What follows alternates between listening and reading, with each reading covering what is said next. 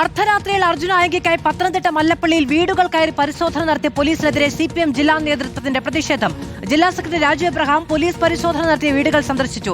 അർജുനായകി പിടിയിലായ ശേഷവും പരിശോധന എന്ന പേരിൽ CPM ലോക്കൽ കമ്മിറ്റി സെക്രട്ടറിയുടെ അടക്കം വീടുകളിൽ കടന്നുകയറിയ പോലീസിനെതിരെ നടപടി വേണമെന്ന് രാജു എബ്രഹാം.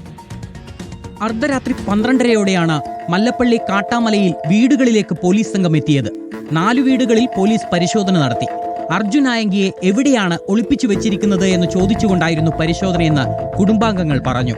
അവര് കട്ടിലിനടിയിലും ഉറങ്ങിക്കിടന്ന പിള്ളേരെയെല്ലാം വലിച്ചു പോക്കി എഴുന്നേപ്പിച്ചു. മുഴുവൻ അവർ താപ്പി. ഒന്നും പറയാതിരുന്ന ഇവർ വീട് മുഴുവൻ അരിച്ച് പറിച്ച് അങ്ങനെ മുറി കയറി. ഞാൻ എൻ്റെ ഒരു കുഞ്ഞു കൊച്ച അവിടെ കിടപ്പുണ്ട്, അതിനെ വലിച്ചു പോക്കല്ലേ എന്ന് പറഞ്ഞു. CPIM മല്ലപ്പള്ളി ഈസ്റ്റ് കമ്മിറ്റി സെക്രട്ടറിയുടെ വീട്ടിലടക്കമാണ് പരിശോധന നടത്തിയത്.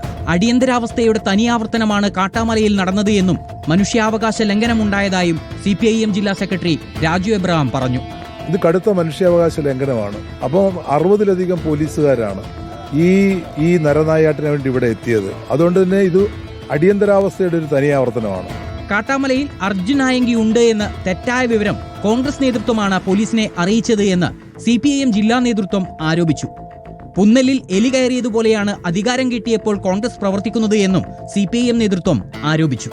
റിപ്പോർട്ടർ, പത്തനംതിട്ട.